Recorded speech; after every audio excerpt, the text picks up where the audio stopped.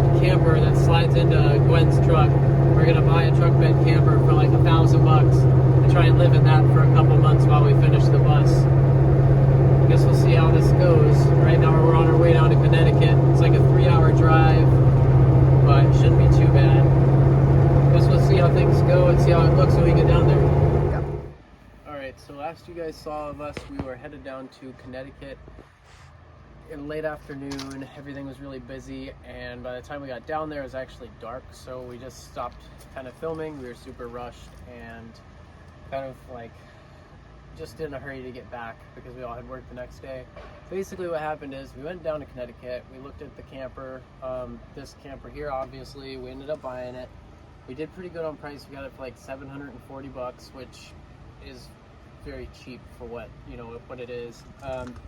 When the guy said that the heater did not work, which is a propane heater, and he said the heater didn't work, but the fridge did, pretty much everything else worked, as we knew. And he said there was some minor water leaks in the roof, like more in the front of it, that were causing a little bit of leakage, and maybe some like soft wood or rotted wood or whatever. But we decided to just buy it anyways and fix it if we needed to. So we'll give you guys a quick walk around to the camper. Obviously it's not in the back of the truck right now.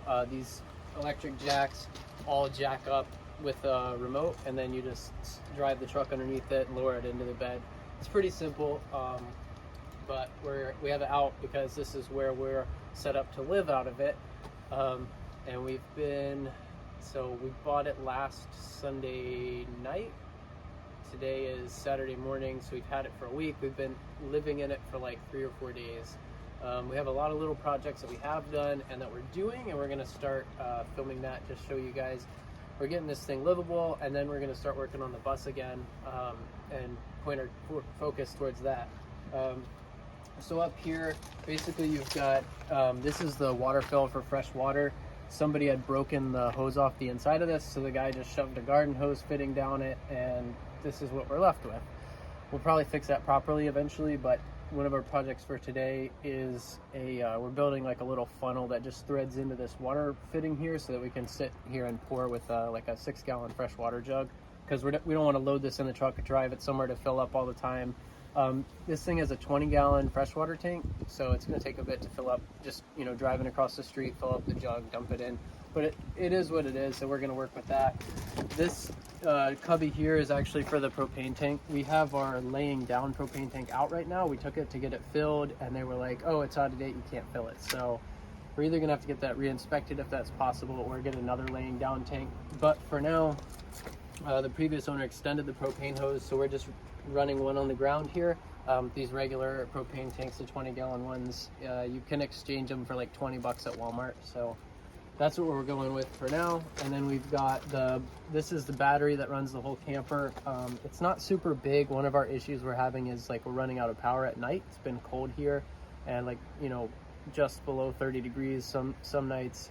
So with the heat on all night and stuff like that, it really drains the battery down.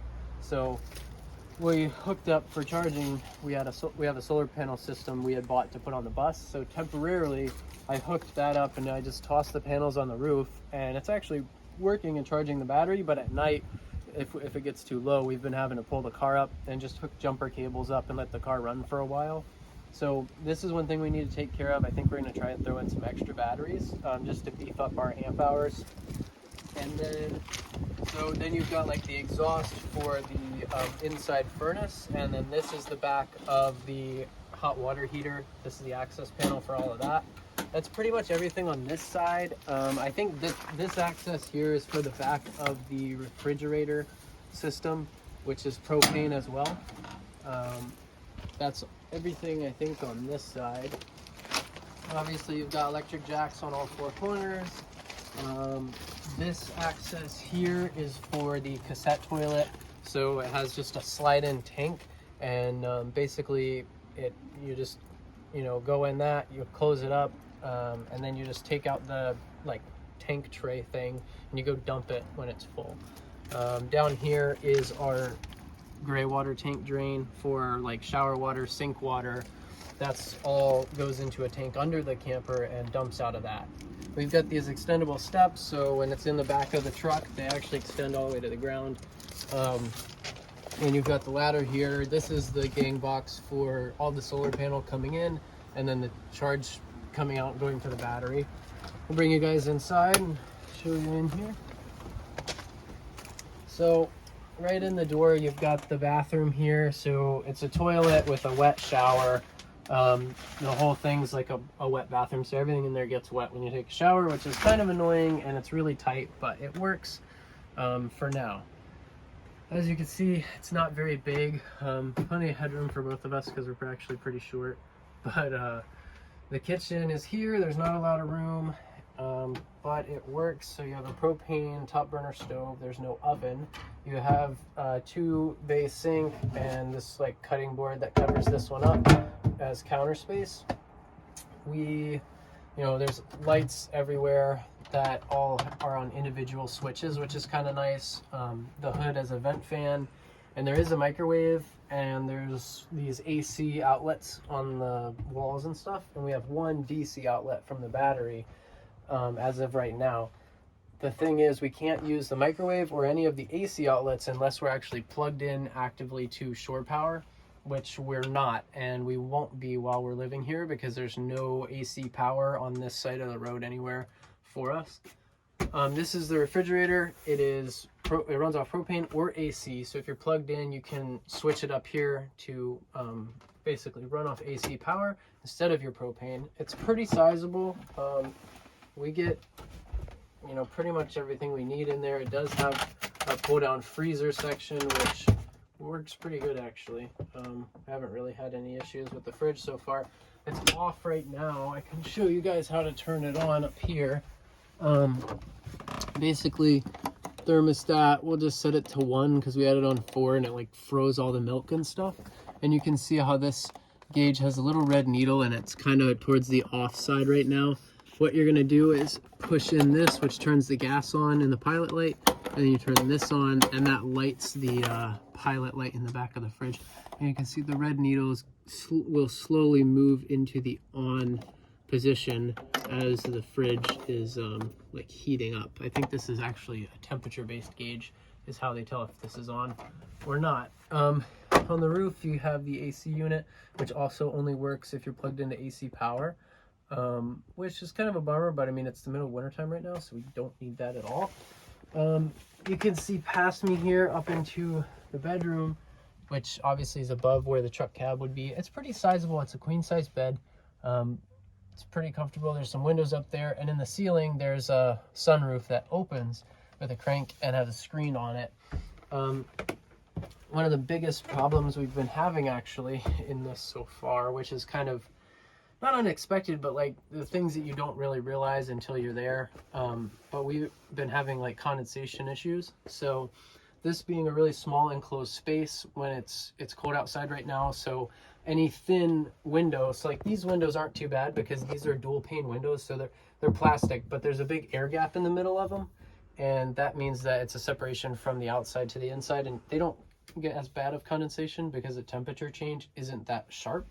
But like these windows, for example, are single pane, and you can see the condensation on here, and it's less than it was because today's kind of nice. We were able to actually open the windows. But all the stuff we're using in here creates a lot of like moisture. So shower, if you run the shower hot, which it does have a hot water heater in here that works great actually. So if you run the shower hot, the steam, anything you're cooking creates a lot of steam, and then obviously your breath. So the breath is the worst part because sleeping at night, there's not a lot of headroom. So the roof and that skylight that was up there kind of collects all of the moisture because the roof gets colder than inside, and it's just collecting the moisture and like dripping back down on the bed. So we actually covered the skylight up with insulation, hoping that would help because that skylight is only single pane. So it was filling up with condensation, and then it was like running down the skylight and dripping out of the ceiling onto us. It's helped a little bit, but we're still having condensation issues, and it's to a point where we're going to try and fix it with a dehumidifier. It's kind of nice today, and it's already the end of the day. We ran errands all day, but we're going to try and get on the roof of this thing and clean it, and then I'm going to we've got like Flex Seal spray, and I'm just going to run over all the seams everywhere. They have caulked all the seams on the roof, but I'm not sure if they're all sealing or not. We definitely have a couple spots in the front that seem like they're seeping, and then this here, which I think is for the TV antenna, which obviously we don't use because we don't have TV, but that is every now and then we get a drip on this, so I'm thinking that it might be leaking around there. But that's our game plan for now. One couple other small projects today. We bought a bunch of random fittings, and we're just gonna like, this is the hose adapter. I think we'd already talked about filling with water, but I just needed a hole bigger than that to pour a jug into. So we're gonna put all of this junk together that we bought at Home Depot, screw it in, and then pour into this with the water tank, which in hindsight we probably could have just used a funnel, but I like doing things the hard way, so here we are. But that's one project for today. We need a paper towel, not a paper towel holder, a towel holder, which we bought. I don't know where it went. And this was the box for it. Oh, right here. I'm just blind. But we're gonna try and hang a paper towel holder either here or over there. As you can see, we hung a paper towel holder. We didn't have a place to put paper towels, so we got this. Then we ran out of paper towels, so I guess that's the towel holder for the time being. What other little projects have we done? I did the flooring. Oh yeah, so that needs to be done. So this here is a table, actually, and that's another project we might do today. This goes in here, and then there's cushions that go on top of this whole section here, and you can use it as a second bed. But this comes out, and this is actually designed to be a table. And as you can see right here, the floor was that like linoleum kind of roll-out flooring, which was kind of dirty and nasty and stained. So we got some leftover flooring from the bus, and she put it in like yesterday or the day before, and just started putting that in. So we have a couple things to do to finish that. Basically, this is the base for the table leg, and it goes in the floor like right about here. So you can show. Oh, does it come out? You take that out. And then there's that hole. Yeah, so it goes on the floor here. So we're gonna have to cut this hole in that flooring piece she just pulled out, put it back in, put this in on top of all the flooring, and then the table leg goes into that. But the problem we have is actually with the bottom of the table, there's no place to put that in the table. So we're gonna have to build something on the bottom of the table. But that's our plan for today. It's a lot of stuff to do, I guess. There's a lot of little things, but it kind of all adds up. So first thing we're going to do while it's light out is we're going to try and hop on the roof, seal that up. We're going to start, our water tank is actually empty right now, which I can show you.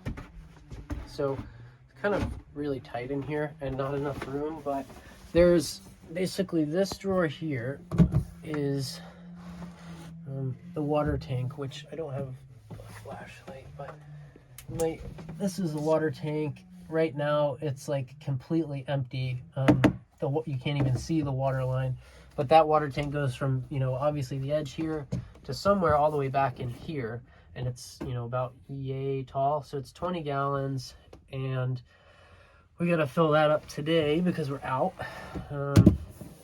So I'll probably show you guys some of that process as we go along. But everything else works good. I think when we got it, the heater did not work, the propane heater. But the first night we had it, I was able to fix that. This access panel here just has all of the fuses for all of our 12-volt appliances, outlets, everything that gets used for 12-volt is in here, and the fuse for the heater was just blown. As we figured out a second time, when you run the battery really low and the heater's trying to kick on and off, it kind of like draws too many amps or something and blows the fuse out, because that happened to us the other night as well, as the battery ran like completely dead and the heater was just kicking on and off and on and off, and eventually it popped the fuse. So we have heat though, which is important because it's been pretty cold at night, and we've been using the heater a lot actually.